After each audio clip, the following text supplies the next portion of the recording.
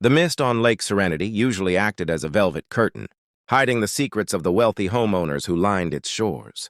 I had moved here for the silence, purchasing a modest cabin on the unrefined north end of the lake, far from the manicured lawns and marble statues of the South Shore. As an electrical engineer, I appreciated the hum of nature more than the hum of a power grid.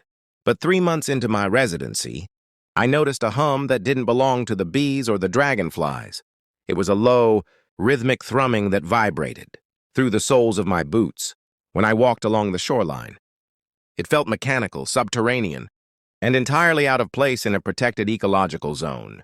The Lake Serenity Homeowners Association, or the HOA, was led by a man named Arthur Sterling. Arthur was the kind of person who wore a cashmere sweater over his shoulders even in July. He viewed the lake, not as a body of water, but as a private asset to be curated. "Mr. Thorne," Arthur had said to me during my first week, "we have very strict guidelines about external lighting and dock maintenance. We like to keep the lake looking pristine," I'd told him. I was more of a let-the-weeds-grow kind of guy, and he hadn't liked that. By October, the pristine nature of the lake began to change. The water level was dropping fast. It was a dry season, sure, but not dry enough to explain the 4-foot recession in a single month. The local fish were gasping in the shallows, and the lilies were turning into brittle skeletons. One evening, while the sun was dipping below the horizon, I took my kayak out to the center of the lake. As the water grew shallower, I noticed something glinting near the South Shore's restricted conservation zone. It looked like a thick, black snake coiled around a submerged stump. I paddled closer. It wasn't a snake. It was an industrial-grade power cable, heavy-duty and waterproof, disappearing into a concrete pipe that shouldn't have been there. "What are you doing out here, Elias?" Arthur Sterling was standing on his massive mahogany dock, a glass of scotch in his hand. The moonlight caught the silver in his hair. I told him I was checking the water levels and asked about the cable.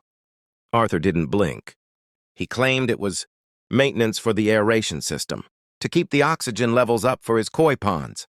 He told me to stay on my side of the lake, warning that the mud over there was treacherous. The following week, the treacherous mud became the entire landscape. A massive sinkhole opened up near the dam at the far end of the lake, and within 48 hours, Lake Serenity was little more than a giant, stinking puddle of gray sludge. The HOA went into a panic, but not for the fish. Arthur and his board members were out on the muddy flats in hip waders, frantically trying to cover sections of the exposed lake bed with heavy tarps. I wasn't supposed to be there, but my curiosity was an itch I couldn't stop scratching. I grabbed my flashlight and a pair of heavy boots. If the water was gone, the secrets were exposed. As I hiked across the lake bed, the smell of rotting vegetation was thick. I reached the South Shore drop-off, a place usually hidden under 20 feet of water. What I found wasn't an aeration system. It was a massive, illegal subterranean power hub, tucked into a natural limestone cavern that had been reinforced. With bootleg concrete was a row of high-output generators and a series of massive lithium-ion battery arrays. Thick cables branched out from this hub like a nervous system, snaking through the mud toward the basements of the 10 largest mansions on the hill.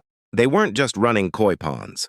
The HOA had built a private off-grid power grid by tapping into the local utility lines upstream and diverting the lake's natural flow through hidden microturbines in the dam. They were generating free, untraceable electricity to power their heated pools, wine cellars, and home theaters. But there was a fatal flaw in their design. The system relied on the weight and pressure of the lake water to cool the massive battery arrays and keep the turbines stabilized. Without the water, the system was screaming. I heard the whine first, a high-pitched, metallic shriek that sounded like a jet engine failing. "Get back!" a voice yelled. I spun around to see Marcus, the HOA's grounds manager, running toward me. He looked terrified, shouting that the system was going to blow because the cooling jacket was empty. I shouted back that they had built a hydroelectric bypass in a protected lake and that it was a federal crime.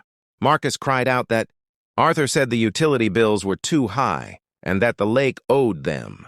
The ground beneath us began to shudder. Without the water pressure to hold the makeshift concrete vault in place, the saturated mud was shifting. The illegal power hub, built on a foundation of greed and poor engineering, was literally sinking into the earth. A spark flew from the cavern entrance, followed by a gout of blue flame. The lithium batteries, deprived of their watery heat sink, were entering thermal runaway. The sound was like a lightning strike. The main support beam for the underground vault snapped. I grabbed Marcus by the collar and hauled him back toward the higher ground of the shoreline. Seconds later, the center of the lake bed imploded. The illegal power station collapsed into the limestone cavern, dragging the heavy cables with it. Because the cables were still tethered to the mansions on the hill, the tension acted like a giant fishing line. I watched in stunned silence as Arthur, Sterling's ornate mahogany, dock was ripped clean off its pilings and dragged into the mud. The power surge traveled back up the lines, and one by one, the transformer, boxes behind the South Shore. Mansions exploded in showers of orange sparks. The pristine South Shore went dark. The next morning, the lake bed looked like a war zone. Smoke still drifted from the blackened hole where the power hub had been. State troopers and EPA officials were everywhere.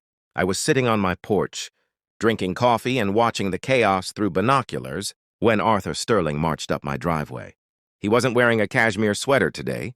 He was covered in gray silt, his expensive loafers ruined. "You did this," he hissed, his voice trembling. I told him I didn't drain the lake. Nature did that. I just happened to see what he was hiding underneath it. Arthur yelled that they were being green and independent. But I told him plainly that stealing power and destroying an ecosystem to avoid a bill wasn't green. It was a felony. I had already handed my photos and the wiring schematics I mapped out to the investigators. Arthur sagged, the bravado leaking out of him. He realized the HOA would be bankrupt and they would lose their homes. I suggested he should have focused more on the lake and less on the power bill. The fallout was swifter than the drainage. The Lake Serenity HOA was effectively dissolved within a month. The legal battles were legendary, uncovering years of embezzled beautification funds that had actually gone toward the maintenance of the illegal grid. Arthur and 3 other board members were indicted on multiple counts of utility theft and environmental destruction. The mansions on the South Shore were hit with so many liens that the "for sale" signs became the new neighborhood decor. But the lake had a different plan.